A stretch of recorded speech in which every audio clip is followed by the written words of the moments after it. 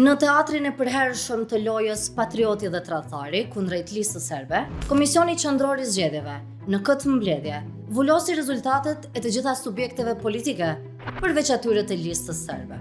Vendim ky, krejtësisht jashtëligjor, gjë që u konfirmua edhe më vonë.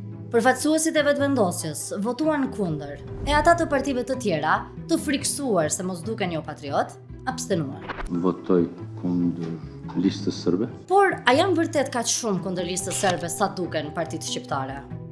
Jo, asnjëra.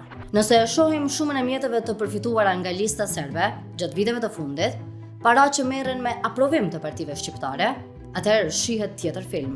348.000 euro i aprovuan listës serbe në vitin 2021.